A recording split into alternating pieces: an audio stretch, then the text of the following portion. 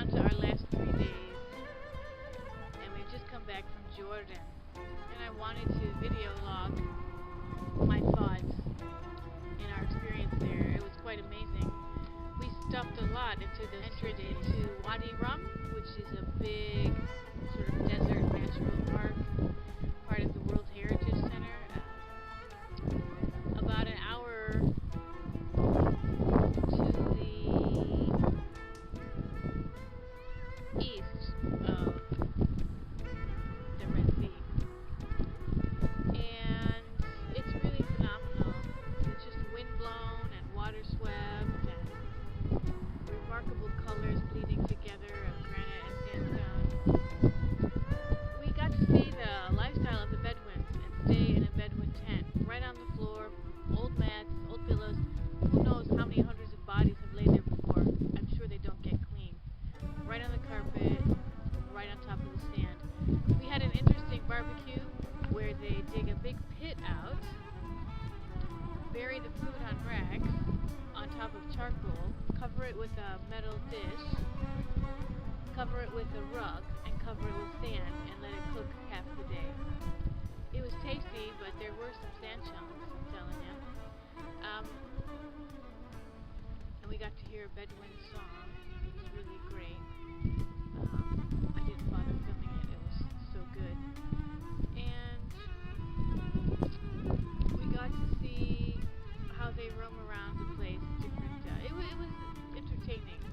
The guide, not just our guide, I think the Bedouin guides in general, was completely not interested. While people that paid double, triple the price, they got really good guides that would go into detail about the inscriptions, about the land, about the people that live there. Our driver drove and stopped and said, there, over there, is an inscription. Here, get out here and go walking 10 minutes. It's beautiful. And then he would get out and he would fix his engine. The second time this happened, I caught on and I said to John, do you think there's really nothing to see here? He just wants us to go for a walk so he can fix the car. This happened all day. We chose the long day tour. It was interesting. Beautiful, beautiful scenery though. The next day, we were to catch a bus on up to Petra. And this was the thrill because, as we expected, the bus, we never caught it. I don't think we were ever intended to. It came, it went. They said it was too full and had to turn around. We got offered a ride by a man who was on his way there and said we just had to pay for his petrol, which we agreed to. There was a young Brazilian with us who had stayed the night in our camp, Arthur. And so we rode with this man. We passed the bus. It was empty. He turned a 1.5-hour ride or 2-hour ride into an hour. It was one of the most frightening moments of my life. I prayed most of the way. Was nauseous. Had a few heart palpitations. Probably was never so scared in my life. And learned something very interesting, that maybe I do have a fear of death. The driver, no. We were passing cars on the freeway on an unauthorized lane. We were passing trucks side by side with a man fixing his car on the side of the road. It almost took out the door, and perhaps someone was there as well. I didn't really look too much because I was scared. He asked me if I was scared. I said, no, I'm very scared. And then I told him at the end of our horrific journey that I would never forget him. And I wasn't lying. I would have paid twice the price to go half the speed. And I think everyone with me would agree. Petra, when we got there, we found a room. It was amazing. Perhaps perhaps the most amazing man-made thing. And it's not a thing, a man-made environment, a man-made habitat, city it was, that I have ever seen. I didn't realize it was a city. I did not know that it was 45,000 people strong. I did not realize it was a major stopping place en route across the desert. is actually been excavated, and it's huge as it is. I thought it was interesting that they decorated their tombs more than their homes. I just wanted to wrap up the 2 days because so much happened within that time. And now we're down to our last 3 days. And we're at the beach again at the Red Sea. It's quite warm. Thunderstorm could be. But John said something interesting when we got here. He's like, well, only 3 days left, then we're going to have to go home to Spain and sit in our sunny terrace. Poor us.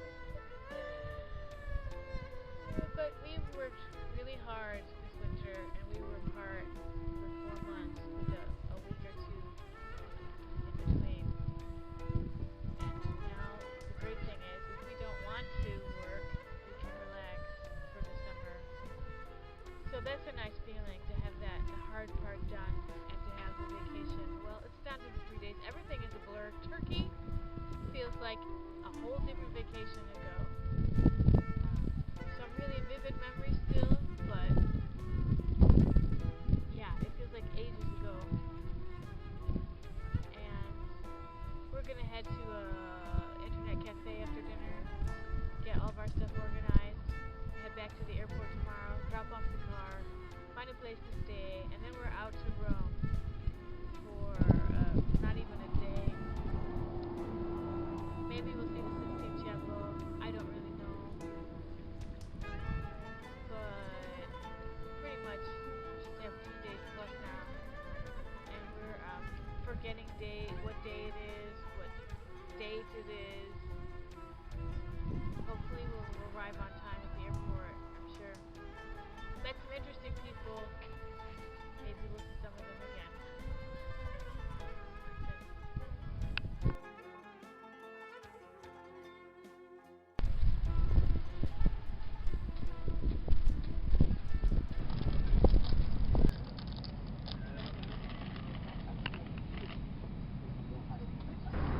So that's it. This is the end. We're on the plane. It was a little late departing.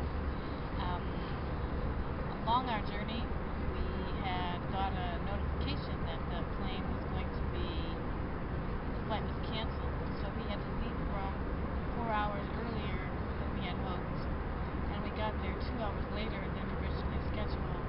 That being said, it was quite hectic, and the Vatican was shut last night. It took us about 3 hours to get there from the time we landed, got all the trains we needed to catch, checked into our hotels, which was really difficult to find. I'm thinking of things I saw at the Vatican Museum. It's amazing indeed, and the artwork is absolutely stunning. Although I was a little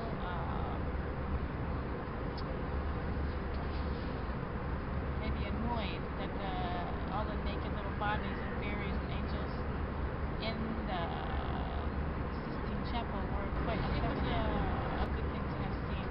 I wonder, is it offensive in the eyes of God? Is it detestable?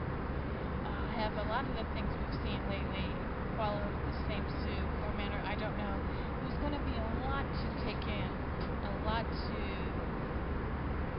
absorb as the days go by once we get back, trying to remember the highlights and everything that was really special. Certain memories will come to the foreground, and the things that we had really hoped for, there was really about 4, I would say, 4 moments or 4 times over the course that were a waste, and I guess that's not bad out of 25 days.